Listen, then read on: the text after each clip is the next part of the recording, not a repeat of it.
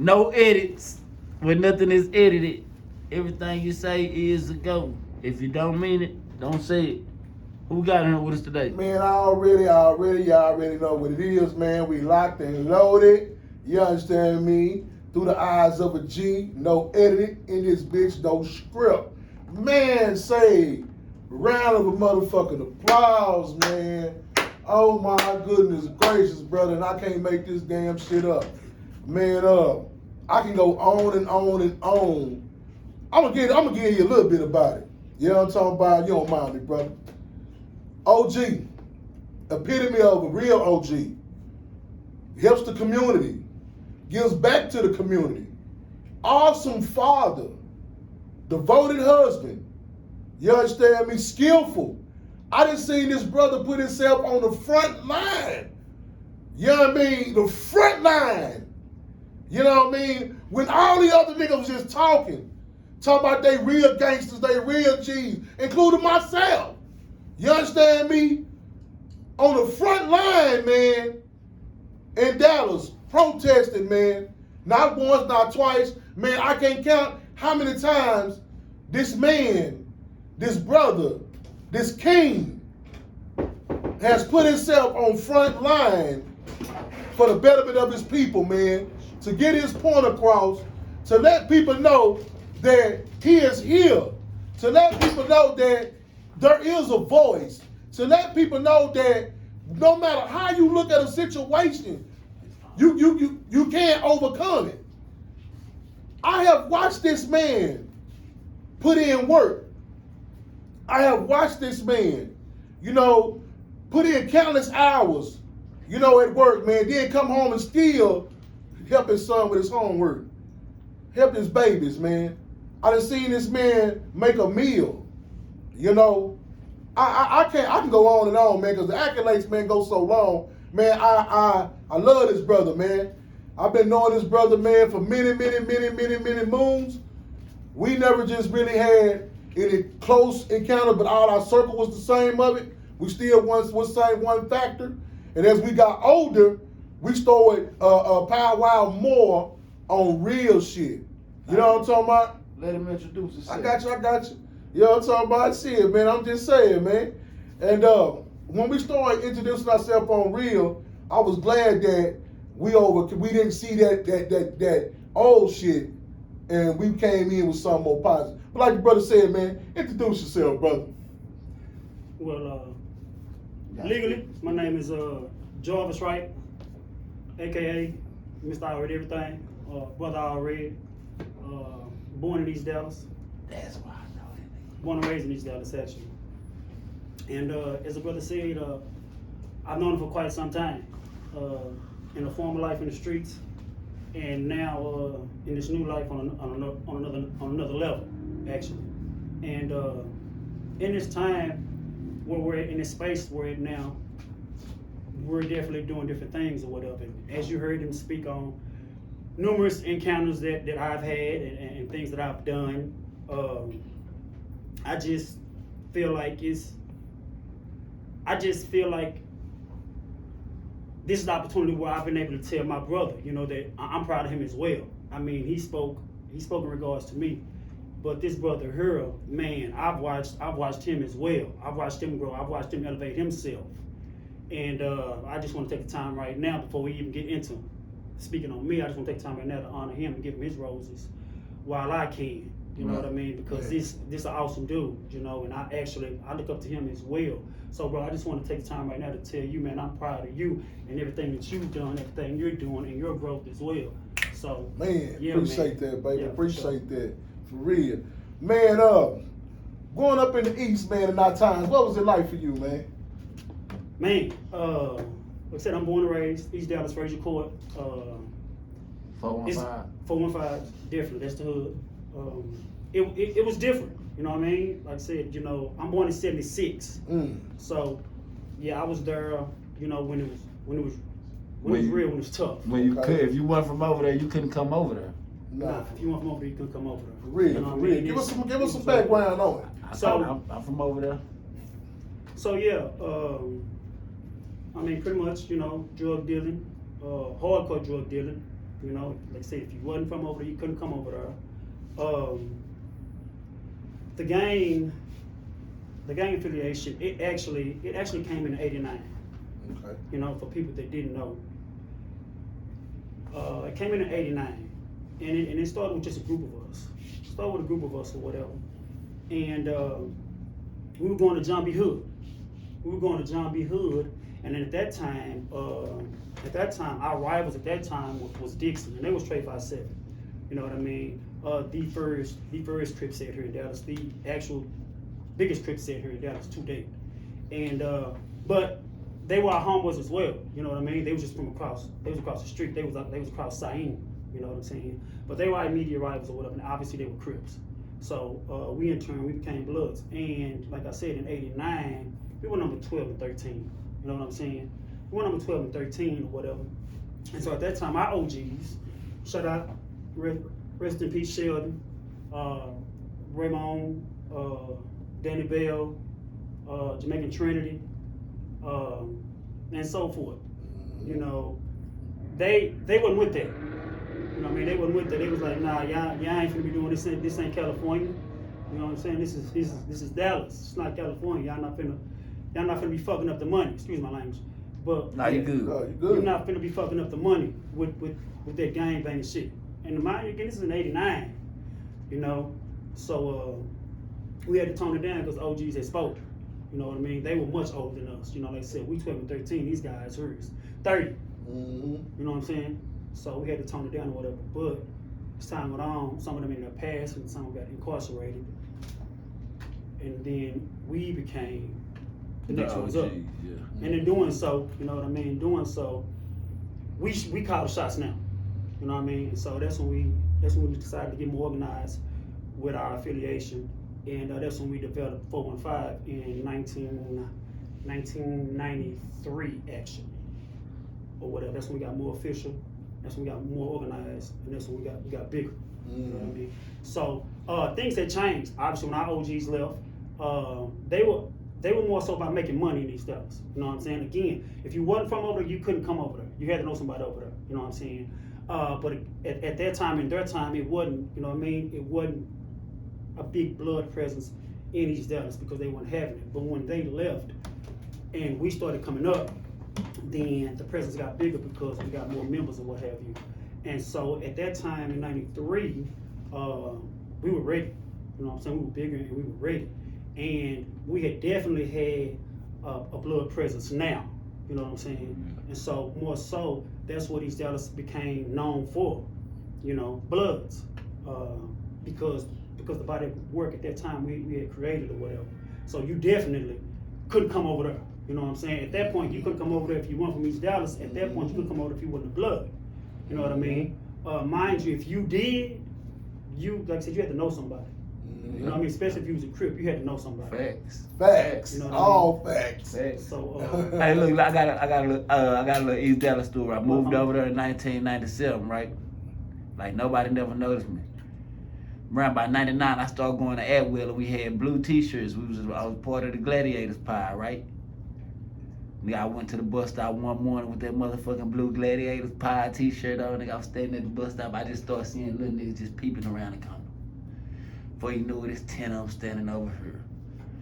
5 of them standing over here. 4 of them right here. 2 of them walking your way. Nigga, next thing I know, I'm surrounded by niggas. Nigga, where you from, nigga? Nigga, Bob been standing over here since '97, bro. What's wrong with y'all, dude? Yeah, bro, is you a Blood or Crip? You got this blue T? Bro, I'm in the 7th grade, bro. I don't know, bro. Well, you better get down with us, nigga. My mama saying the shit come Miss Mary. You probably know Miss Mary, too. She say the shit happening, nigga. She run across the street, woo. Y'all ain't finna jump him. Y'all can fight him one-on-one, but y'all ain't finna jump him. That day I fought like 2 or 3 of them niggas then. After that shit, nigga. When you come home, nigga, meet me on the green box, nigga. Yeah, we right here on the green box on meal play, nigga. Yeah. Shit, it was good from that day. yeah. Man, Green box for sure. Yeah, the green box for place, sure. Yeah, meal place for sure. 4805 meal place, baby. True Man. story. True Man, story. How Right at the does front. it feel, man? Or how did it feel knowing that you like, you know, you're Blood, man, you know, coming from East Dallas, right? And you know, man, you know, from the left to the right now, you know, it's Crips. You know what I mean? How did you feel, man, when you went outside of East Dallas? when you went to Oak Cliff, or when you went Pleasant Grove, or when you went to Redbird Mall, man, and you flamed up. You knowing that Dallas was a Crip city, man. You know what I mean? How did that make you feel then as wearing red, man? You know what I'm saying? As being from East Dallas. You know what I mean? Very different. You know what? And this is totally honest. It made me feel proud because you have to understand, in the earlier stages of gang banging here in Dallas, just like you said, from the left, right, north, south, it was Crips. Everywhere. Everywhere. Everywhere. You know what I mean? You know what I mean? Like Everywhere. I said, hands down, Trade 57, you know, was the first one. You know, but you look up, like you said, you got 007 Bunton, you got 187 Park Road, you got 4 Deuce Oakland, you got Rupert Circle, West Dallas, and you know, so forth and so forth, and you know, they everywhere. So again, when we decided to become Bloods, we already knew we were gonna be outnumbered. But if you know East Dallas, I mean, we was beefing with everybody anyway. Right. You know what I'm saying? From Rowan to Dixon, you know what I'm saying? Park Road, Highland Hill, or whatever, you know what I'm saying? We was beefing with anybody. It was East Dallas versus everybody anyway. Everybody. So it was quite natural for us, you know what I mean, to become, you know what I mean, become different. You know what I mean? Because we was different from everybody. But to answer your question, it made me feel proud. And the thing about it was the mentality that we had when we started doing what we did in the early 90s. We already knew what to expect when we stepped outside our parameters. Because you know, we already had in our head, we finna go and put our set on the map.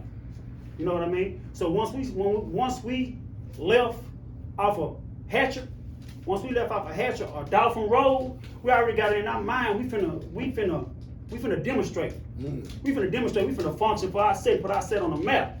So we already ready. When we go to Keys Bazaar, when we go Town East Mall, when we go to Big Town, when we go to Shake Rattling Road, when we go to Metlock, when we go to Brothers and Sisters, when we go anywhere we go, anywhere we go, we already know it's a possibility. We finna have to demonstrate. That's already on our mind, and we going with, you know what I'm saying? We going with that mentality. We proud about it. We coming for one thing only. And my homies will tell you, you know what I'm saying? When we get out there, you know what I'm saying? We going to demonstrate, to put the hood on the map. So we went with a sense of pride.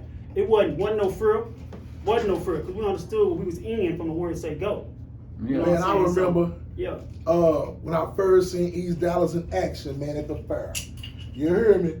And I seen West Dallas, you know, 212. There wasn't that many of them, but they had these little brim hat lights on. You hear me? Like safari hats, and all of them had them on, right? Sure they were like bro bucket hats. You hear me? Yeah. So then I seen East Dallas, right? You know, I'm already fucking with relatives them, you know, 10 and Pooh them for 4-9, may they rest they soul, 4-5. But I'm seeing it, they come to this motherfucker, Mossy D, East Dallas, East Dallas, and say every time they yelled that shit, niggas was ducking. I said, ooh, they got these niggas right, because at first all you heard was grill. Man, when I say niggas was running, when I say niggas was jumping the fence, when I say niggas was leaving their mama, nigga, boy, it was so many blue rags on the ground, man, from people leaving them, man, say, I have never seen nothing like that, bro. Then I seen another demonstration at goddamn Lakeside one day. You hear me? I say, man, these niggas is a fool. Because, you know, back then, you had to be a crazy motherfucker to wear red. Yeah. Or you was suicidal, or you was about that shit, man. Say, I got some fur points. I'm talking about, man, you had to be about that shit to wear anything red. But it was so many Crips, man, that you gonna meet a girl, boy, you know you got the wrong color on over here. You can't get on the dark bus. You know what I'm talking about? You went to Madison? You went to Madison? I went to Madison. What it was like going to school over there back in that time? Madison. Yeah. That's why if you ever meet somebody from Madison, man, I'm telling you, man, we just got a different, whether you was gang related or whether you wasn't. If you meet somebody that went to Madison, we just got a different era. Man, because y'all had to fight. We just got 4 dudes. Y'all had to fight Park Road, Dixon. Then they had 4th Street down there. Then who else was calling themselves Crippin', man, back then? Shit, a bunch of But it them. was so many. Home Street down there. It was so many of them. But the thing about it was, and it was. Yeah. It was. And I tell, you know, when I speak now, and I speak to my son, and I speak to them, because they junior high right now, and I tell them, if I could do it again, I would enjoy my high school days. And there's people that I went to high school with that I really didn't even know. Because if you wasn't living the lifestyle that I was in, I really wasn't paying you no attention. So when we went to Madison, we didn't go to Madison. We weren't going to Madison to learn. Right. You know what I mean? Right. Because we already understood that there was already a beef there. Right. You know what I mean? So when we go to Madison, we finna go make a name for ourselves. You know what I mean? And every day we went to Madison, we looking to fight. Every time we come up in there, we looking to fight, because again, like you said, you got Park Road there, you got Dixon, you got Dixon there, you got Foduce there. Goose Street, all them little niggas that was all them niggas were Crips. For the most part, it was really a Crip school. However, they knew us. You know what I mean? They knew We've been going to that school before we decided to become Bloods. My big homie, they was already going to that school. Shout out to Cook and Mandigo and Kiki and Tiger. You know what I'm saying? They were already at Madison, so that they already knew about us. You know what I'm saying? They already knew about East Dallas or whatever. So the stage was already set. The stage was already set for us to come and just continue the trend that's been going on. Right, you know what I'm saying? The beef that was already there, we inherited and we just furthered along. Because it wasn't never Blood versus Crip, it was always East Dallas versus South Dallas. It was always East Dallas versus South Dallas. It was Then color came into it. They really divided it for real. So the beef was there before the game. Yeah, bro. People, man, but ain't never East. When you mention East Dallas, all you know is red. From our side on back down to East Grand, was never a Crip there. Right. You know what I'm saying? When you had the homie them tricking them, I fuck with them Crip niggas. They was on one side over there. He was had a store over there or something like that. But it was real quiet. Mm-hmm. You know what I'm talking about? They went with the madness over there. Yeah. You know what I'm talking about? Before the ass Crips coming to East Dallas, man, when I got to the East, I didn't know it was so many. Right. I'm talking about from Burt Train on back through the houses. Man, that's what to me made East Dallas so powerful and hard, dog, because it wasn't just one group riding. When them niggas went and rode, nigga, you got 13, 14 carloads, nigga, and everybody going a different direction. Boy, earn shit out, man. So, man, that was one of the cultures that, you know, we grew up in the 90s, man. But bro, another question, when after the truce, what made you start saying, you know, let me start giving back to my community? Let me start helping my community. Let me become an advocate. You know what I mean? That I destroyed so much. I done been here and did so much. Because I mean, I ain't gonna, bring up your hustling day, because I know you was a cold man. You know what I'm talking about? So when you was doing, when you decided to say, man, you know what? I'm gonna redirect my life, man. What gave you that epiphany, man? So when the truce occurred, I was actually gone. I wasn't on the streets when the truce occurred, because I got locked up in 1995. August of 1995, I got locked up. Went to the feds. I ended up getting a 20-year sentence. I went in at 18. I came home at 31. So I did 13 and a half years. So the truce occurred while I was gone. You know what I mean? But the transformation for me started while I was in prison. You know what I mean? When I started seeing the individuals that were coming in, when I started seeing the individuals that were coming in, and I started seeing how the game started going and what the game was becoming, I said to myself, okay, shit is different out there now. You know what I mean? Shit has changed right before my eyes, because it changed with me. You know, I was like, okay, well, I can't continue to do what I used to do, because it's really not a place for me and how I was brought up and how I was raised. It's no longer a place for me and my values and what I believe in, what I stand for. It's no place for me in this new game right here. You know what I mean? Because it had changed so much, you know? And I was like, okay, a person like me, I'm not gonna survive in this new game. You know what I mean? Because I come from an era where if you damage goods, you no longer can eat off the land. You know what I'm saying? It's like an injured lion. Yeah, you can no longer eat off the land. Hunt and shit. No, you can't hunt off the land no more. What I mean by that, when I call you damaged goods, if you a snitch If you done failed your hood in some sort of fashion or what have you, if you damage goods or whatever, no sir, you can no longer get off the land. You're not fit. You know what I'm saying? And now in this time now, you know niggas is damaged out here. You know niggas is spoiled goods. You know this. You know niggas contaminated.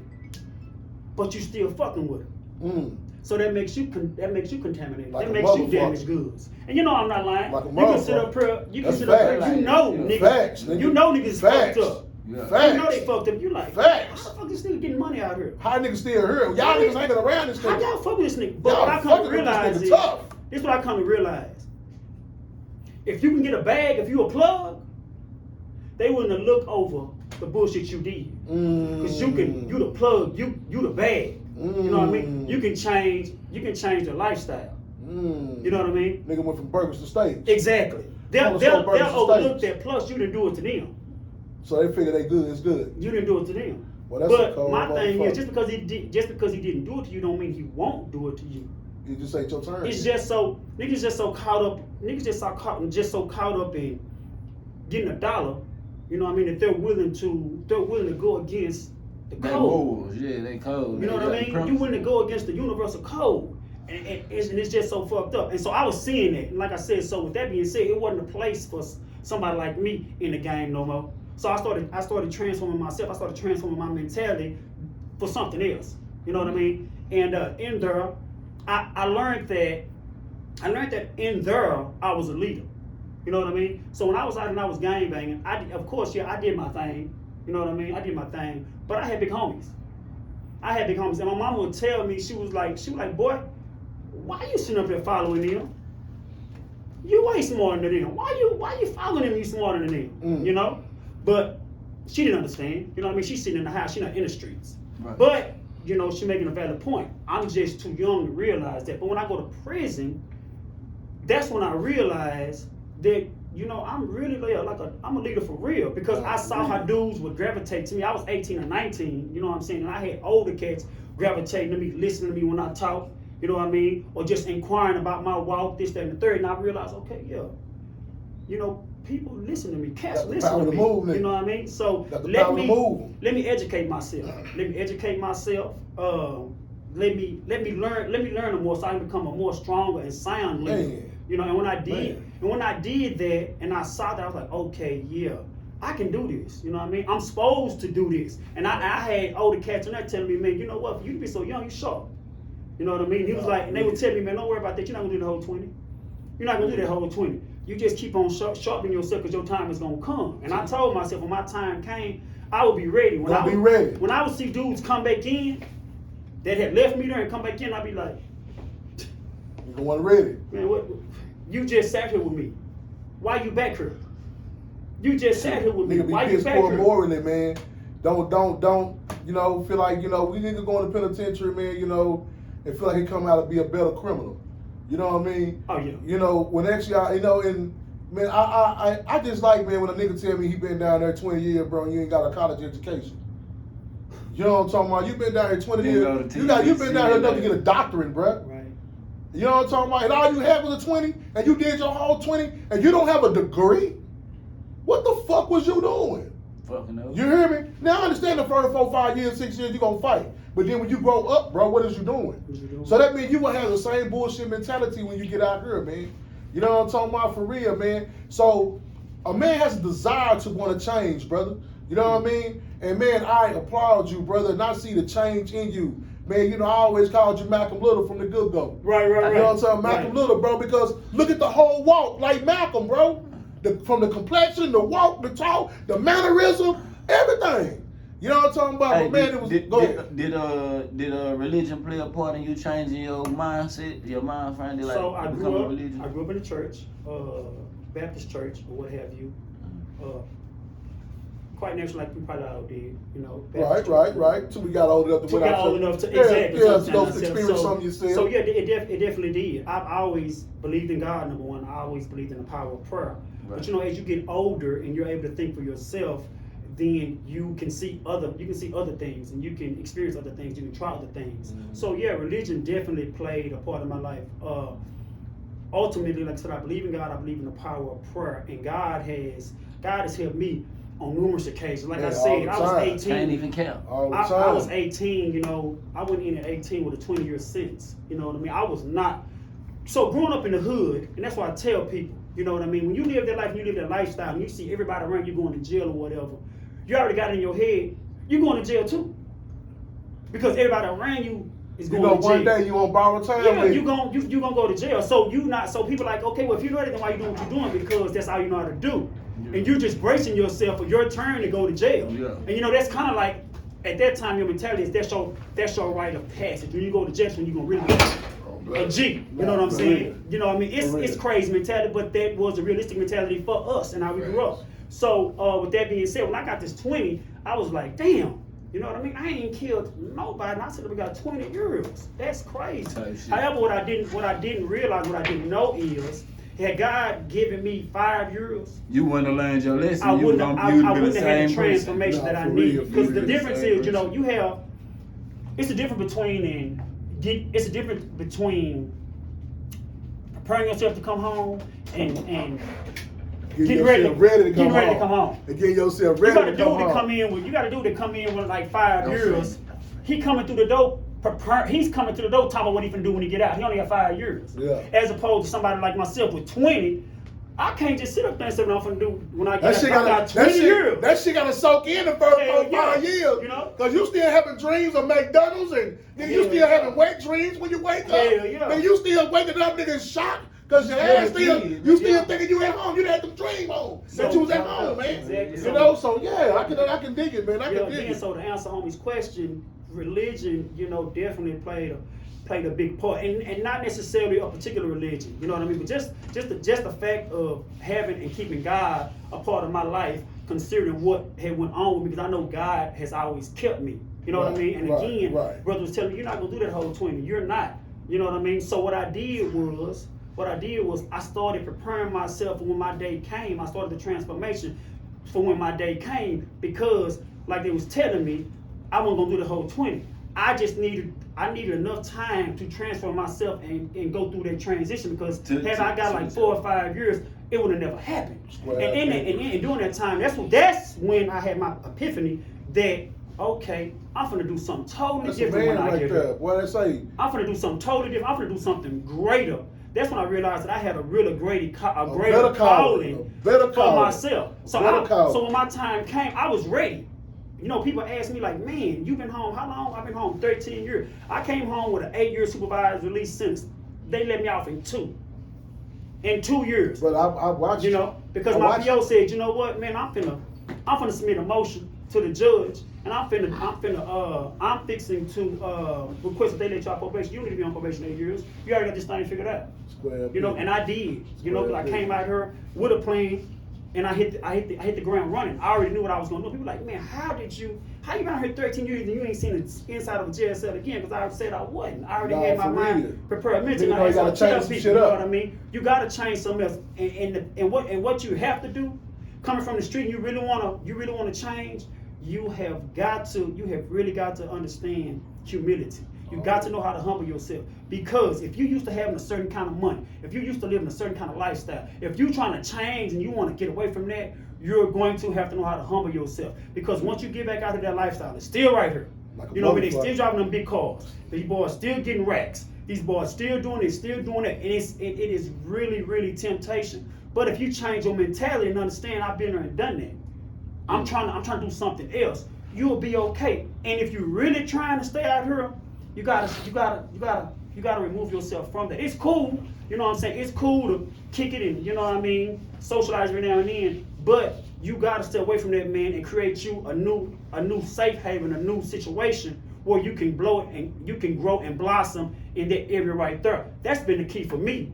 You know what I mean? Staying away and create another situation for me and elevating myself in that. And that's what I've done since I've been out here. Because like I said, I already had my mind made up that I want to do something different. I want to be greater. So what businesses have you blossomed out of that mind frame? What have you done since? What have you in the business ventures manifested since the things that you were sitting up thinking about? What have you actually manifested as you speak?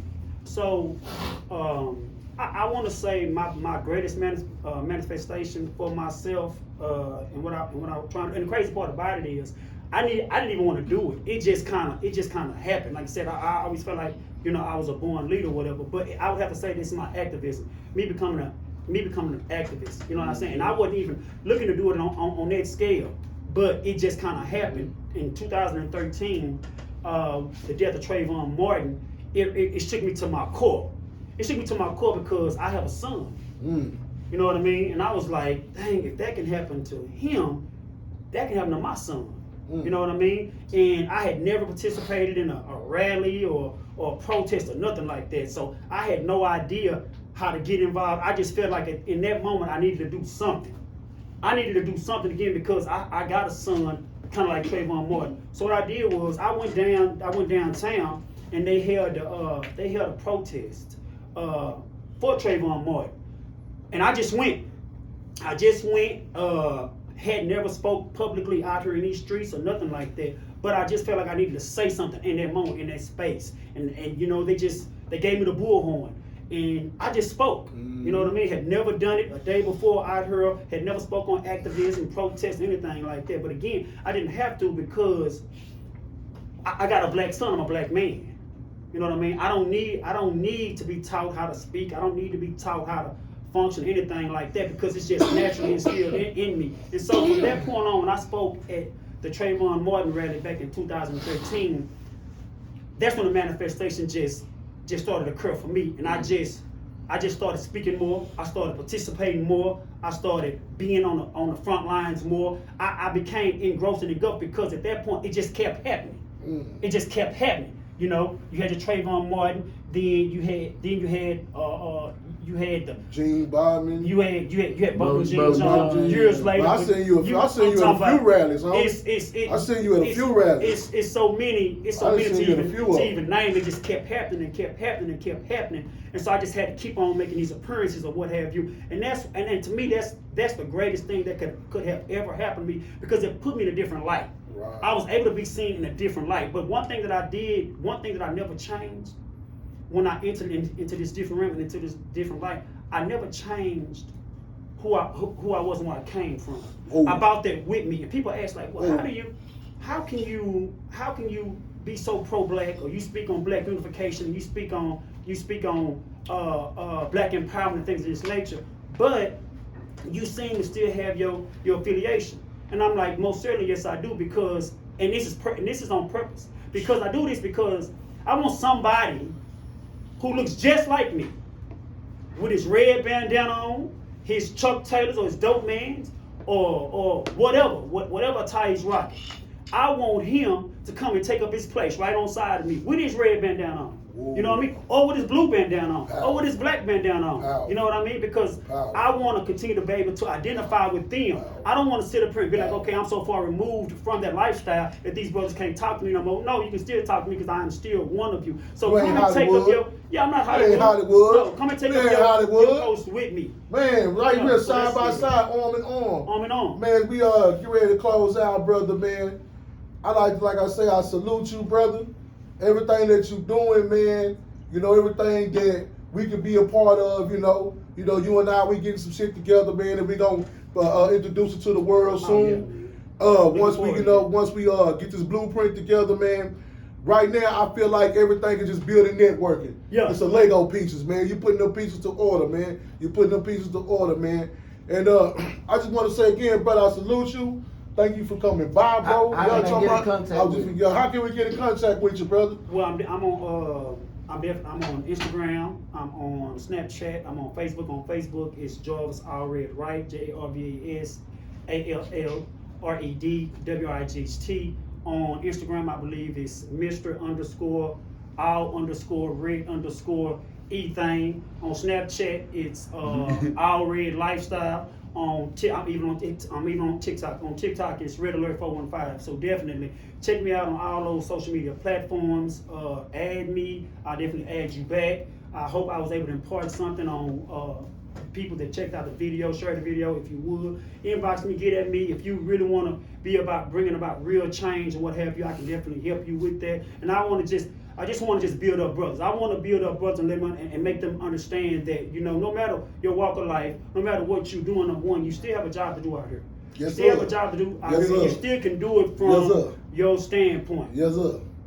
For real, Definitely. man. That's what's up, man. Say, another goddamn episode done it though. We in this bitch, man. We get this shit rocking like it's goddamn in the pot. Got it jumping. You dig? The gate. You know what I'm talking about? Man, my guy here, man, double OG in this motherfucker, man. All of us from the Beehive, man. Y'all talking about, hey, man, that's that no edit. Y'all talking about, it's that goddamn through the eyes of a G. Y'all know what it is on me, man. Tune Get at in. you later, man.